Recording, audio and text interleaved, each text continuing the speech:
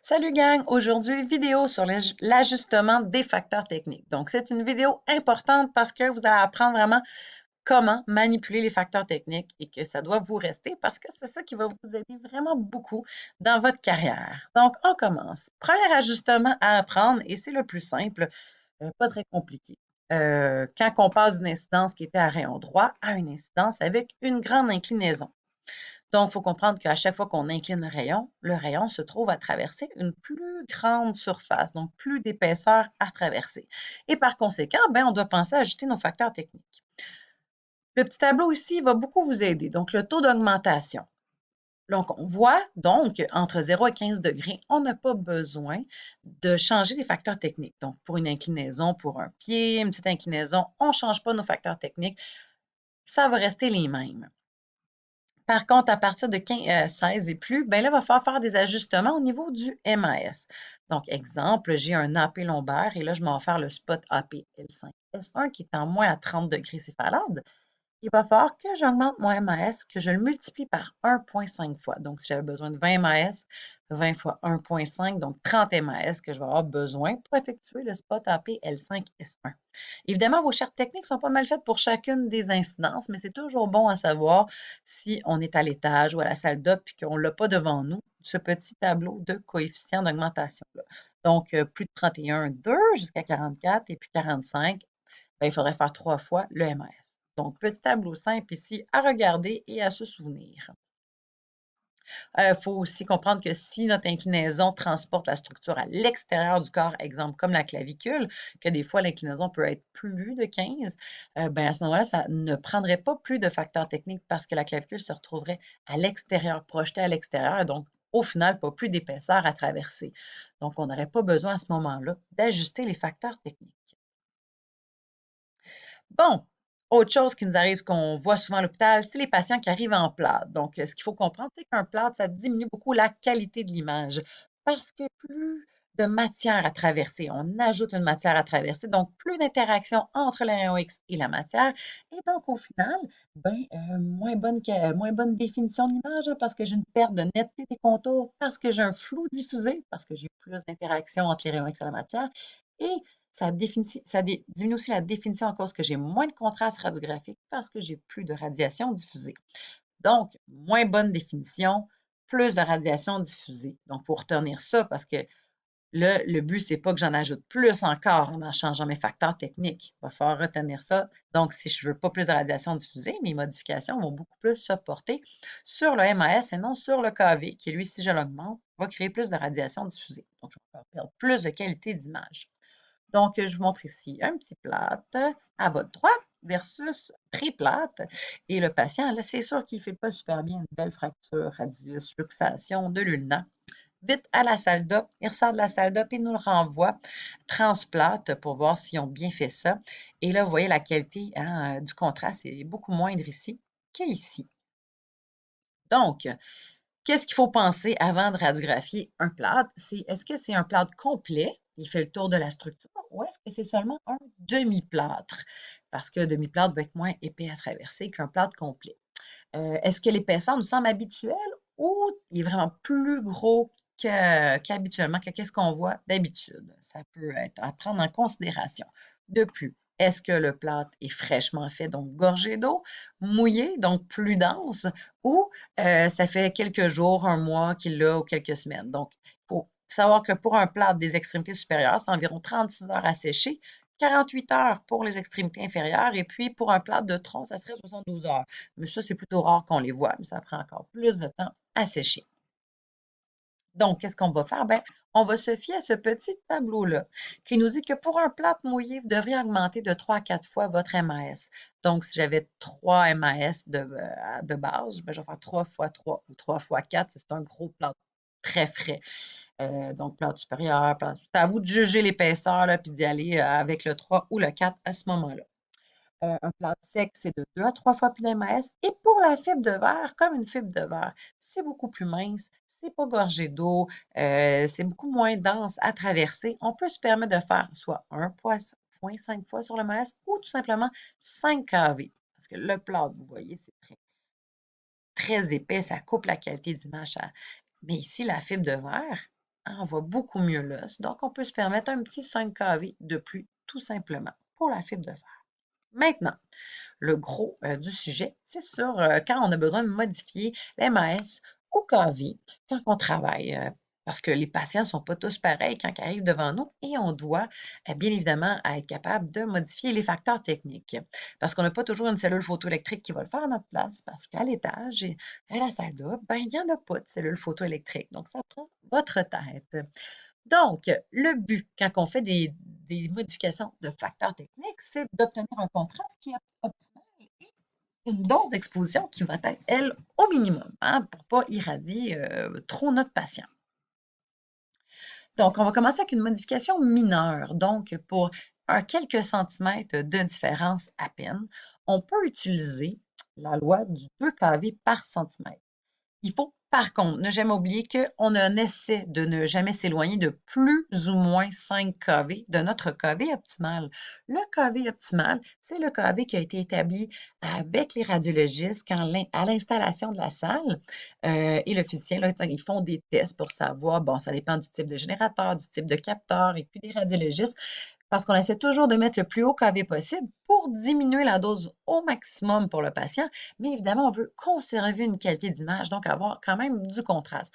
Donc, il y a une limite qui doit être établie. Et ça dépend, ça peut changer d'une salle à une autre, et puis d'un centre à l'autre, ça peut être différent. Donc, un KV optimal, ça veut tout simplement dire le plus haut KV possible pour minimiser la dose au patient sans perdre de qualité de l'image. Donc, quand on est un peu habitué à la salle, on connaît les KV optimales et on essaie de ne pas s'éloigner de plus ou moins 5 kV parce qu'on ne veut pas trop changer le contraste. Donc, quand on a une petite différence d'épaisseur, on peut y aller par la loi du 2 kV par centimètre. La meilleure chose pour le comprendre, c'est de faire un exemple. Ici, je vous ai mis en exemple une radiographie de l'avant-bras en profil. Donc, 5 MAS 60 kV pour un patient qui a environ 6 cm d'épaisseur au niveau de son avant-bras. Votre patient, oui, il y en a un peu plus, environ 8 cm. Donc, on pourrait utiliser la loi du 2 kV par centimètre parce que si on fait 2 kV par centimètre, ça nous donne une différence de 4 kV, la modification, ce qui est dans la règle du plus ou moins 5 kV. Donc, on peut ici l'appliquer en plus parce que le patient, son épaisseur était supérieure. Donc, ça serait 5 kV, 64 kV qu'on aurait à mettre. Donc, la loi du 2 kV par centimètre peut fonctionner pour des petites différences d'épaisseur qui restent dans la règle du plus ou moins 5 kV. Maintenant, je vais vous présenter des faits et ces faits-là vont toujours vous aider à prendre des décisions par le futur sur vos facteurs techniques. Donc, le premier fait est que si vous doublez votre MAS, le résultat que vous avez sur votre densité, c'est de la doubler. C'est pas moi qui l'ai inventé, là, c'est un fait, comme je vous dis. Donc, j'ai 10 MAS, je mets 20 MAS, le résultat, c'est que je vais avoir doublé la densité. Même chose si vous augmentez de 15 le KV. Vous mettez plus 15 sur votre KV initial, ben, au final, vous allez avoir doublé votre densité. Ça, c'est des règles. Même chose si on veut diminuer. Si je coupe de moitié mon MAS, alors si je pars de 10 MAS à 5 MAS, ben, ça va diminuer de moitié ma densité. Même chose, si je diminue de 15 le KV, ça va couper ma densité de moitié. Donc, quand j'ai dit je double MAS, je double ma densité. Ici, c'est un 100 d'augmentation. Et quand je coupe mon MAS de moitié, je coupe ma densité de moitié, c'est un 50 de diminution. Bon, si j'y vais, là, OK, ben moi, j'ai besoin, j'en avais pas assez pour ma première photo, je veux doubler ma densité, je double mon MAS, j'atteins mon objectif de doubler la densité. Par contre, hein, j'ai vraiment beaucoup augmenté la dose au patient. Si, au contraire, vous aviez choisi d'augmenter votre KV de 15 ben là, le contraste, il ne sera plus du tout pareil. L'échelle va être très longue. Vous allez avoir diminué votre contraste, aussi en augmentant la radiation diffusée, diminuer la définition de l'image. Donc, qu'est-ce qu'on va essayer de faire? Ben, on va essayer de faire des augmentations qu'on dit mixtes. Au lieu d'y aller tout un ou tout l'autre, on va y aller moitié-moitié pour conserver une qualité d'image et pas trop de doses aux patients. Donc, pour ce faire, ben, on a d'autres, on a des faits qui découlent hein, de qu'est-ce les petites règles qu'on vient de voir avec l'MAS et le KV. On le sait que entre 60 et 80 kV, le KV a une tendance un petit peu plus linéaire. Ce qui nous permettrait, au lieu d'utiliser le 15 d'y aller avec quelque chose de plus simple, comme entre 60 et 80 kV. On le sait que si je mets plus 10 kV, ça va doubler ma densité. Et si je mets moins 10 kV, ça va la couper de moitié. Le kV en bas de 60, une petite modification a beaucoup d'influence. Et en haut de 80, bien, pour avoir arriver au même objectif, ça va prendre plus de changements au niveau du kV. Donc, le 15 est vraiment pour tous les types de kV, mais on peut dire qu'entre 60 et 80, on peut y aller avec un 10 kV. Puis nous, on travaille beaucoup avec des kV entre 60 et 80. Donc, c'est une règle qui est plus facile à tenir un petit peu, à mémoriser que celle précédente. Donc, j'ai dit que si je doublais mon MAS, je doublais ma densité. J'ai dit qu'entre 60 et 80, si je mettais 10 kV de plus, je doublais ma densité. Donc, c'est un fait. Je peux aussi en déduire que si je fais une augmentation de 5 kV, ben, je vais augmenter ma densité de 50 parce que si je mets 10 kV, je double ma densité, donc 100 d'augmentation. 5 kV, ben lui, ça va être 50 d'augmentation. Donc, je vais faire la moitié du chemin parce que je ne veux pas toujours doubler. Ça dépend c'est quoi mon objectif. Puis, pour le MAS, au lieu de doubler le MAS, ben, je vais faire 1,5 fois. Ça va faire la même chose, ça va augmenter ma densité de 50 au lieu de la doubler. Et c'est interchangeable, hein. Je peux dire que si j'avais à faire une augmentation de 5 kV, mais au lieu de l'appliquer sur le 5 kV, bien, je pourrais l'appliquer sur l'MAS parce qu'ici, c'est des équivalents. Donc, je peux passer d'un à l'autre. Là, ça vous paraît peut-être très vague, mais à travers d'exemples, ça va être plus facile. Même chose pour les diminutions, gang. Si je fais moins 10 kV, je vous ai dit tantôt que je coupais ma densité de moitié. Et si je coupais mon MAS de moitié, je diminuais ma densité de moitié. Et donc, je peux en déduire que moins 5 kV, ben, ça fait la moitié du chemin. Hein. Donc, au lieu de la diminuer de moitié, donc de 50 ça va être de 25 Et pour le MAS, pour le diminuer de 25 ben, c'est 2 tiers, donc 0,66. C'est des faits, OK? Là, je ne vais pas vous expliquer d'où vient le 0,66. Ça serait pas nécessairement pertinent dans le cadre que nous, on utilise ces faits-là au lieu de revenir à la base parce que ça pourrait être un petit peu complexe. Donc, on va utiliser les faits.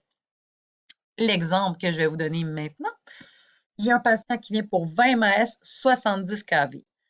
Vous voulez doubler la densité de l'image que vous avez effectuée. Il y a plusieurs solutions qui s'offrent à vous. Donc, la règle, ben, je vais mettre 40 MAS, genre doubler mon MAS, donc doubler ma densité. Vous atteignez votre objectif, mais vous donnez beaucoup de doses à votre patient. Vous pourriez aussi dire, ben moi, je vais mettre 10 kV de plus parce que je suis entre 60 et 80, donc 60 kV de plus, 80 kV. J'ai doublé ma densité, mais oh, je viens de perdre beaucoup de contraste. Je viens d'allonger mon échelle de gris et perdre de la définition. Je vous propose donc une augmentation mixte. Donc, la solution, ça serait de faire moitié-moitié. Je voulais doubler, au lieu de faire 10 kV ou double d'MAS, je vais y aller avec 5 kV puis 1,5 fois le MAS. Parce que les deux ensemble, ça fait comme l'équivalent d'un 10 ou l'équivalent d'avoir doublé la densité. Donc, je vais multiplier mon MAS par 1,5 qui va me donner 30 MAS et je vais rajouter 5 kV, donc 65 kV. Comme ça, je n'ai pas trop de doses et je conserve une bonne qualité d'image. Même chose pour une diminution maintenant. Diminution, vous avez 20 MAS 70 kV. Vous voulez diminuer la dose de moitié. La solution la plus simple quand on diminue, c'est de couper dans la dose. Donc, 20 MAS, je m'en vais à 10 MAS. J'ai diminué ma densité de moitié et j'ai coupé dans la dose. J'atteins mon objectif. Il pourrait aussi avoir une diminution mixte. Ça se fait aussi, mais quand on coupe, vaut mieux couper dans la dose. Où est-ce qu'il faut aussi absolument diminuer les kV? Ça serait en pédiatrie, parce que les structures sont tellement plus petites que là, le kV optimal d'un adulte serait beaucoup trop élevé pour celui d'un enfant. Même chose que si l'adulte qui est devant vous a le gabarit d'un enfant, il va falloir y penser. Donc, je vous laisse là-dessus remplir les petites questions, puis on se revoit bientôt dans une autre vidéo pour compléter tout ça. À bientôt!